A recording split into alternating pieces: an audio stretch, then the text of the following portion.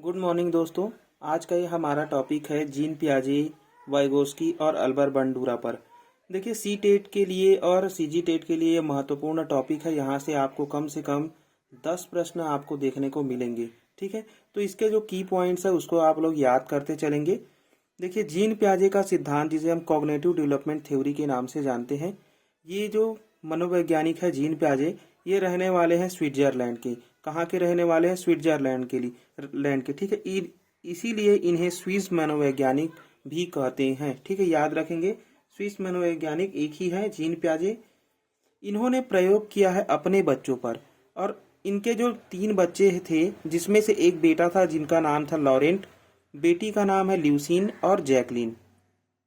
इनके सिद्धांत के अन्य क्या क्या नाम है? तो संज्ञानात्मक विकास का सिद्धांत, ज्ञानात्मक विकास, विकासात्मक अवस्था सिद्धांत, संज्ञानवाद का सिद्धांत, यानी कि जो संज्ञानवाद है इसको इन्होंने दिया था मानसिक विकास का सिद्धांत। ठीक है, तो ये नाम आप लोग याद रखेंगे, ये बार बार एग्जाम में पूछे जाते हैं। ठीक है, चलिए अब हम देखते हैं इसके महत्वपूर्ण बिंदु को, जो है इसकी अवस्था। तो सबसे पहले देखिए, ये पियाजे जो है वो क्या मानते थे कि जो सीखना है, हम अगर किसी चीज को सीख रहे हैं, बच्चा यानी कि किसी वस्तु को, किसी के बारे में सीख रहा है, तो सबसे पहले वो क्या करता है, उस चीज के बारे में अपने मस्तिष्क में एक कॉन्सेप्ट को बनाता है। ठीक है, यानी कि पियाजे क्या मानते हैं कि बच्चा जो है वह वातावरण में स्वयं सीखता है ना, बिना किसी की सहायता से सीखता है। इसीलिए इसीलिए इसे कहा गया है कि सीखना जो है वह संप्रत्यय निर्माण है।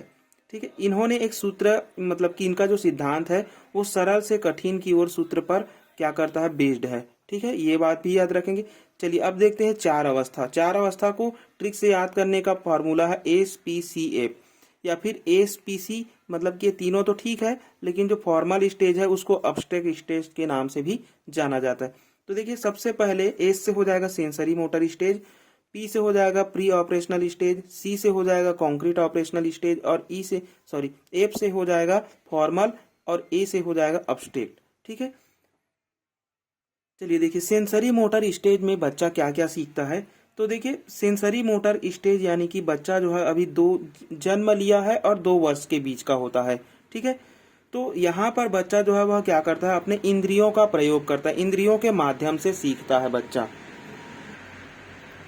चलिए, तो सेंसरी मोटर स्टेज में क्या हो रहा है, बच्चा जो है वह इंद्रियों के माध्यम से सीख रहा है। मतलब कि हमारी जो 5 ज्ञान इंद्रियां हैं, उसी ज्ञान इंद्रियों के माध्यम से बच्चा जो है वह सीखता है, किसी चीज को छूता है, उससे अनुभव करता है और सीखता है। ठीक है, इसकी जो अवस्थाएं हैं और 6 उप अवस्थाओं में बांटा है। ठीक है, 6 उप अवस्था को डिटेल में पढ़ने की आवश्यकता नहीं है टेट एग्जाम के थ्रू से। ठीक है, अगर आप डिटेल में पढ़ना चाहते हैं तो कमेंट जरूर करेंगे कि जीन पियाजे को हमें डिटेल में पढ़ना है। ठीक है, अब देखिए, इसमें जो इस अवस्था है 0 से लेकर के 2 अवस्था, वस्तु स्थायित्व, ऑब्जेक्ट परमानेंस बोलते हैं इसको। ठीक है, ये एग्जाम में बहुत बार पूछा गया, शायद 2 या 3 बार पूछा गया है सी टेट एग्जाम में, और सीजी टेट में 1 बार पूछा गया है। ठीक है, अनुकरण की अवस्था, जो सेंसरी मोटर स्टेज है, इसे क्या माना जाता है, अनुकरण की अवस्था। यानी कि यहाँ पर बच्चा जो है वह दूसरों को देखता है और उसी के अनुसार व्यवहार करता है।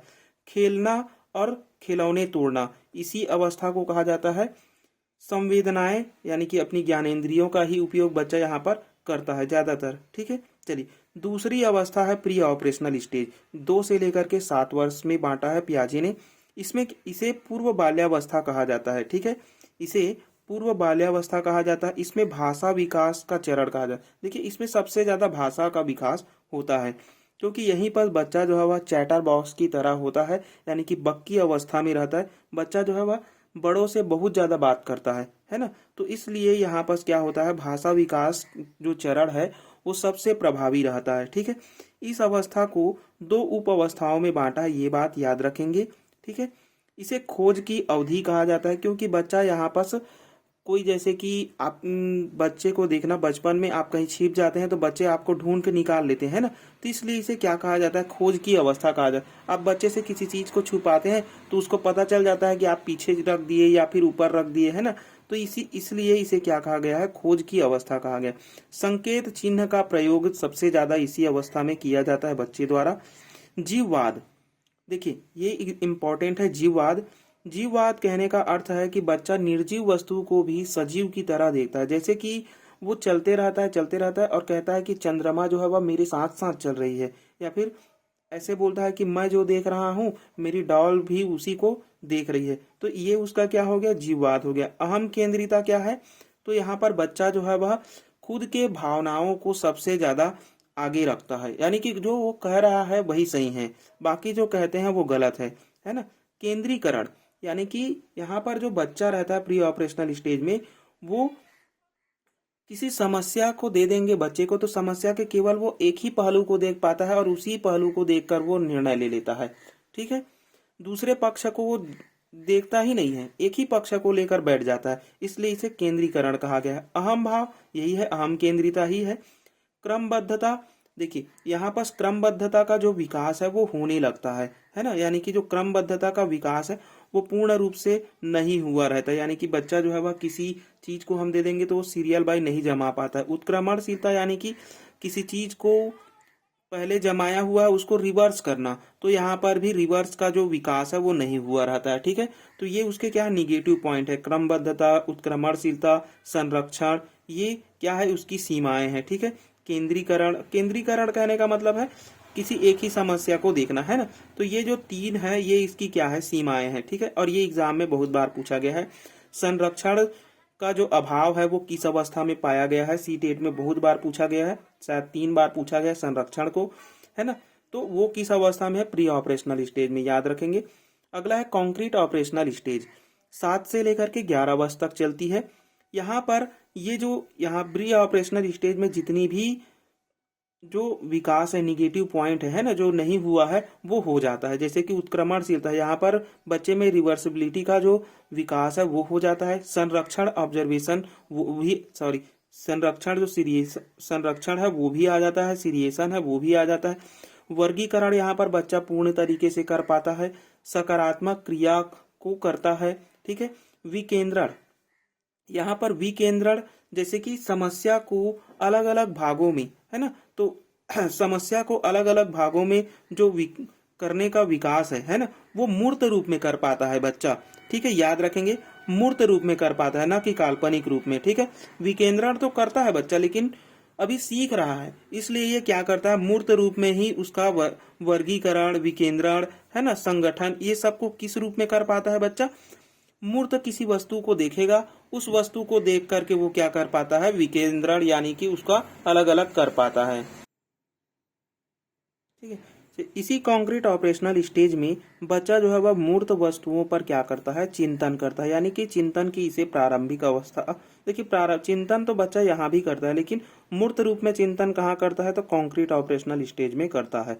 ठीक है, अब आते हैं हम लोग formal obstruct operational stage, formal कहते हैं या फिर ऑब्स्ट्रैक्ट बोल सकते हैं। ठीक है, इसे औपचारिक या फिर अमूर्त अवस्था कहा जाता है, 11 से लेकर के 15 वर्ष तक।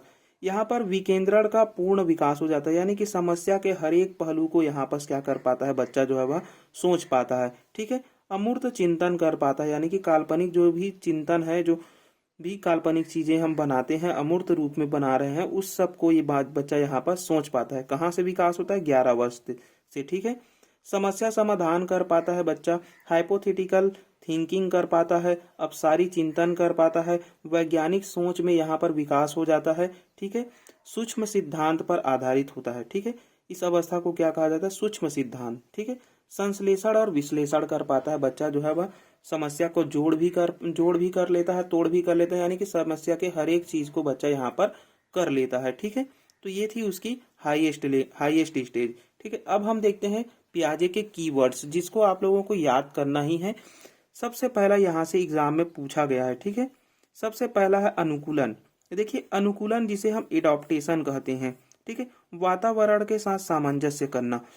देखिए एडॉप्टेशन होता क्या है, जैसे कि अनुकूलन का अर्थ है, जैसे आप कोई बच्चा है जो कुछ भी नहीं जान रहा है ना, कोई बच्चा कुछ भी नहीं जान रहा है, अगर हम उसे कुत्ते को दिखा रहे हैं तो बच्चा जो है वह कुत्ते के बारे में जान गया और अपने स्कीमा में रख लिया, तो वो क्या हो गया, अनुकूलन हो गया। मतलब वो कुत्ते के बारे में पहले नहीं जानता था, लेकिन हमने उसे बताया कि ये कुत्ता है, उसके 4 पैर होते हैं, पूंछ होते हैं, तो बच्चे ने क्या कर लिया, कुत्ते के बारे में जान लिया, तो ये उसका क्या हो गया, अनुकूलन हो गया। आत्मसातकरण जिसे हम एसिमिलेशन कहते हैं। अब बच्चे ने बिल्ली को भी देखा, अब बिल्ली को कहने लगी कि ये कुत्ता है, तो हमने बताया कि नहीं नहीं ये बिल्ली नहीं है, ये कुत्ता है ना। तो बच्चे ने यहाँ पर फर्क नहीं किया, लेकिन कुत्ते को पहले से उसने देखा था, लेकिन बिल्ली को भी उसने कुत्ता कहा, मतलब यहाँ पर वो बिल्ली को अपने अंदर जोड़ा है। क्या किया है? जोड़ा है। तो इसलिए इसे जोड़ते हैं, है ना, आत्मसात में हम। तो यहाँ पर नए ज्ञान को जोड़ा है। अब हम कहेंगे बच्चे को नहीं नहीं वो बिल्ली है, ठीक है। यहाँ पर बच्चे ने केवल उसको कुत्ता कह दिया, तो कुत्ता कह दिया सेम उसी के अनुसार, अपने पूर्व ज्ञान के अनुसार, तो वो क्या हो जाएगा? एसिमिलेशन हो जाएगा। नया ज्ञान मतलब कि पूर्व ज्ञान से उसने एक शब्द अपने अंदर जोड़ लिया है, भले गलत ही जोड़ा है। अब उस गलत का हम सही तरीके से बताएंगे कि ये बिल्ली है, ये म्याऊं बोलती है, कुत्ता भौं भौं बोलता है ना। दोनों की हाइट्स अलग होती हैं, दिखने में भी थोड़े अलग होते हैं। तो अब उसने दोनों में फर्क करना सीख लिया, तो ये क्या हो जाएगा? उसका एकोमोडेशन हो जाएगा, समायोजन हो जाएगा, ठीक है। अब दोनों के बीच में उसने एक संतुलन बना लिया कि नहीं, ये कुत्ता ही है और ये एक बिल्ली है, तो दोनों में उसने एक संतुलन बना लिया अपने माइंड में, तो वो हो जाएगा साम्य धारण, ठीक है। अब आता है हमारा संरक्षण, जिसे कंजर्वेशन कहते हैं। तो संरक्षण जो है वह किसी भी क्षेत्र या क्षेत्रफल हो गया, है ना, त्रिभुज हो गया, इन सब के बारे में अलग अलग कर पा रहा है, उन सब चीजों को सोच पा रहा है, तो उसका क्या हो जाएगा? संरक्षण हो जाएगा। विकेंद्रण क्या है? तो समस्या के सारे पहलुओं को वो देख पा रहा है ना। जैसे कोई भी समस्या दे देते हैं तो उसके हर एक पहलू को यदि बच्चा देख पा रहा है तो वो हो जाएगा उसका विकेंद्रण, डिसेंट्रेशन, ठीक है। संज्ञानात्मक संरचना, संज्ञानात्मक संरचना जिसे कॉग्निटिव स्ट्रक्चर कहते हैं। जैसे कि बच्चे ने कुत्ते को और बिल्ली को देखा और अपने मन में एक मस्तिष्क में एक संरचना बना ली, है ना। तो वो क्या हो गया? उसके अंदर में एक संरचना बनी हुई है, तो वो उसका क्या हो जाएगा? कॉग्निटिव स्ट्रक्चर हो जाएगा। स्कीमा क्या है? स्कीमा और स्कीम्स। तो स्कीमा होता है हम किसी ज्ञान को अपने मस्तिष्क में जोड़ रहे हैं ना, अपनी संज्ञानात्मक संरचना में जोड़ रहे हैं, तो वो क्या हो जाएगा?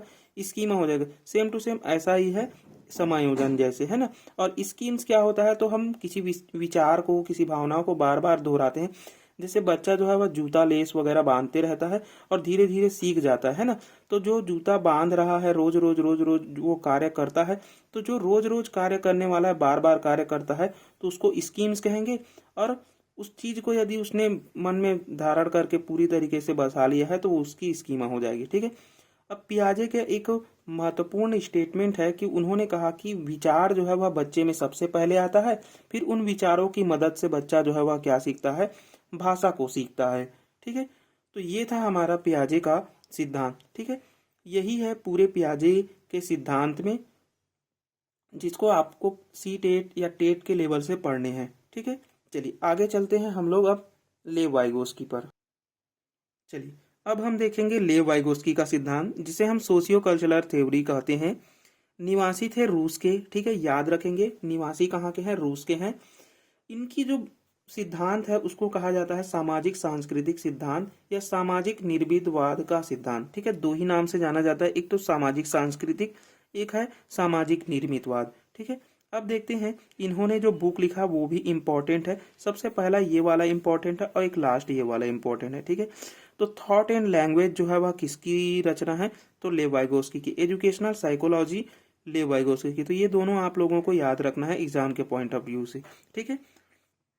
अब हम देखते हैं इसके कीवर्ड्स को। देखिए की पॉइंट्स क्या क्या है? इसे सहयोगात्मक अधिगम, जो लेव वाइगोस्की है उन्होंने सहयोगात्मक अधिगम को महत्वपूर्ण माना है, क्योंकि ये मानते हैं कि बच्चा जो है वह तभी सीख पाएगा जब वो बच्चा समाज में रहेगा, है ना। इसलिए उसे सहयोग की आवश्यकता होगी और वो सहयोग के माध्यम से सीखता है। तो इसीलिए उन्होंने कहा कि सहयोगात्मक अधिगम जो है वह अधिक महत्वपूर्ण है, ठीक है।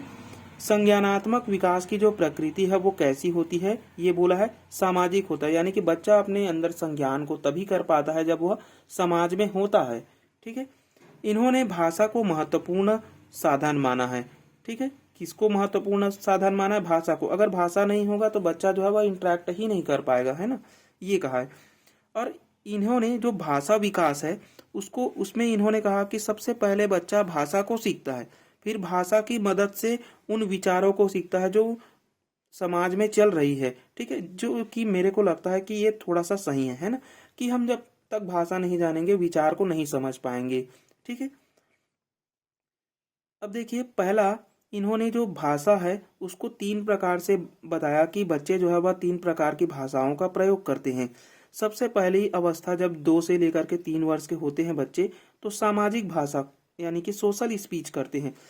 देखिए 2 से लेकर के 3 वर्ष के बालक क्या करते हैं कि वो समाज में ज्यादातर इंटरेक्ट करते हैं, है ना। तो इसलिए इसे क्या हो गया, सामाजिक भाषा कहा गया है।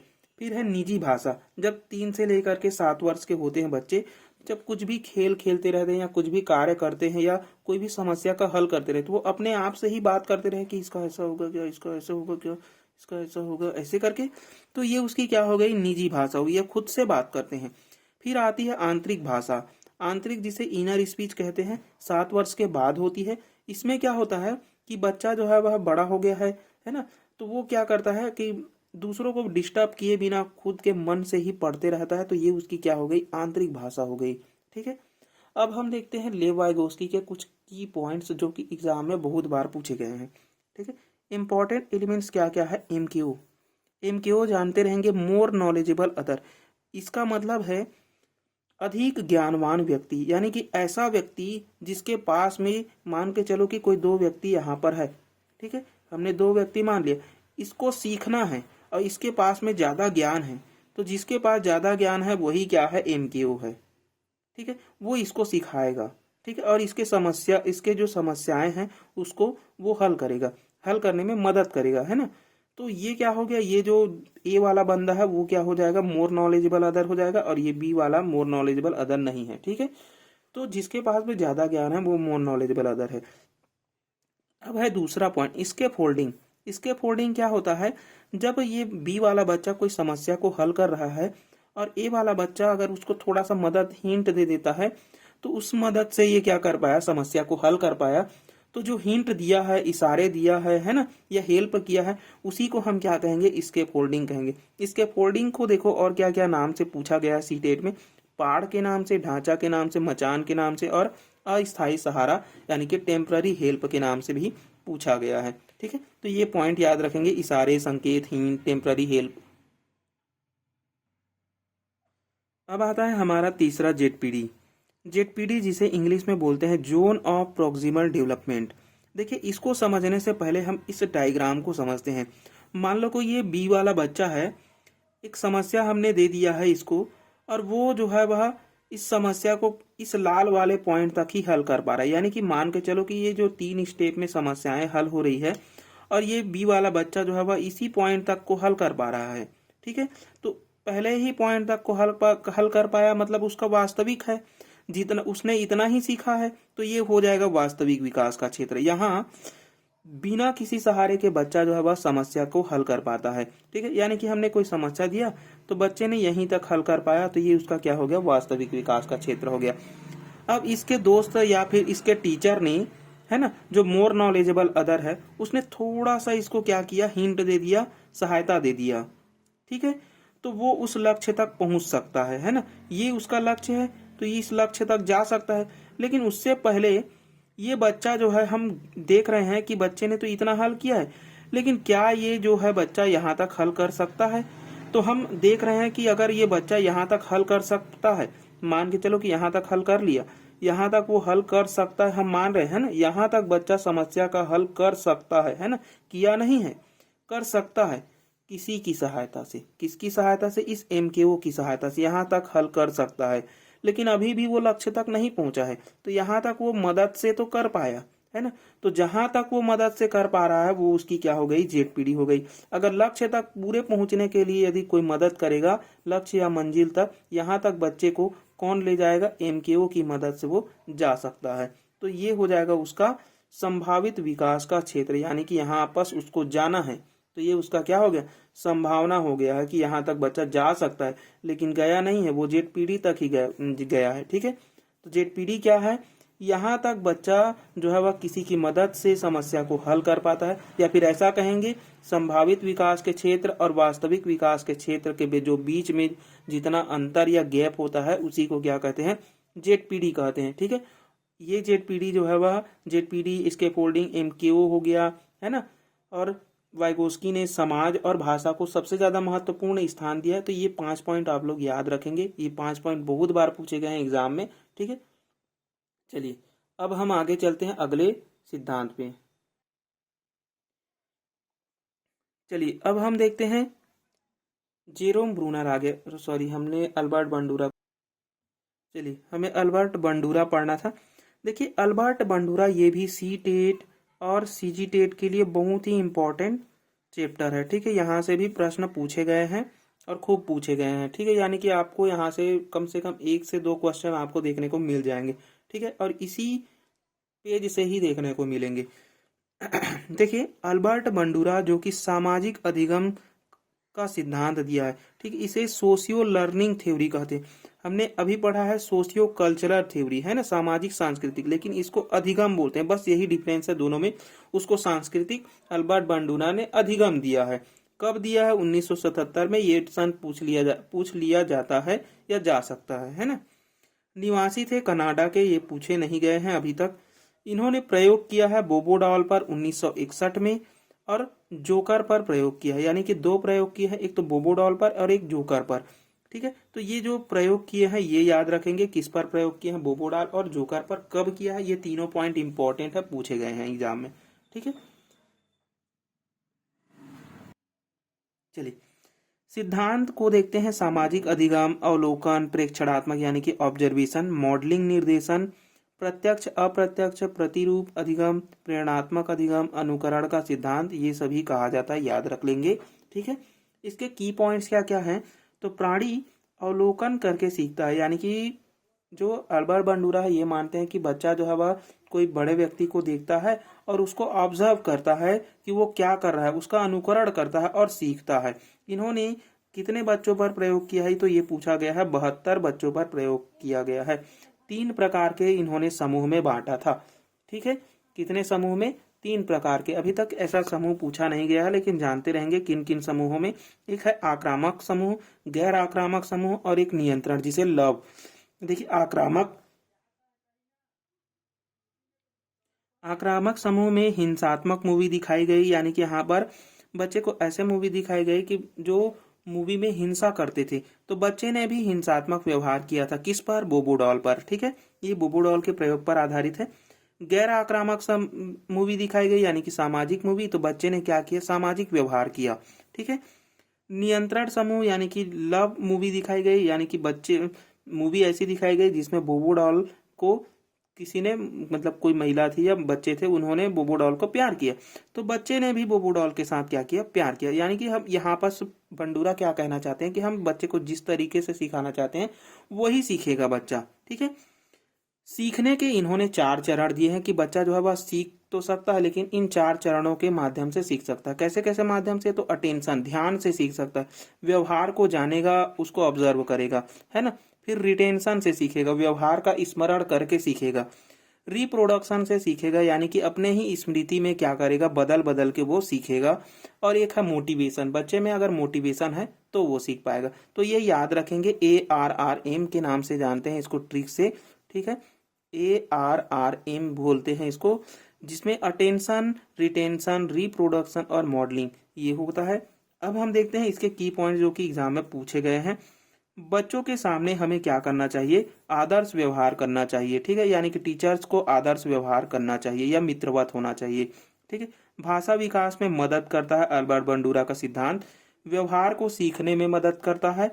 इसमें क्या होता है? अनुकरण होता है, मॉडलिंग होता है, अनुकरण, सॉरी दो बार लिखा गया, अवलोकन करता है, ऑब्जर्वेशन करके बच्चा जो है वह सीखता है। तो ये 3 पॉइंट याद रखेंगे, अनुकरण करता है, मॉडलिंग करता है और अवलोकन, ये 3 के माध्यम से बच्चा जो है वह सीखता है। तो ये था हमारा सामाजिक अधिगम का सिद्धांत। आई होप आप लोगों को बहुत अच्छा लगा होगा। यहाँ से कम 10 से 15 के बीच में नंबर मिल जाएंगे, क्योंकि इन तीनों सिद्धांत से 10 से भी अधिक प्रश्न पूछे जाते हैं, है ना। तो ये अगर याद है तो आप इसके सीधे सीधे क्वेश्चन भी पूछे जाते हैं और कुछ थोड़े से घुमा करके पूछे जाते हैं, पेडागोजी से लेकर के, है ना, यानी कि समावेश करके पूछे जाते हैं। तो ये याद रखेंगे। ये था हमारा 3 सिद्धांत। और किन सिद्धांत को आपको पढ़ना है जरूर कमेंट करें, मैं उसका भी वीडियो आप लोगों के लिए बनाऊंगा। ठीक है, धन्यवाद और लाइक शेयर एंड सब्सक्राइब जरूर करें।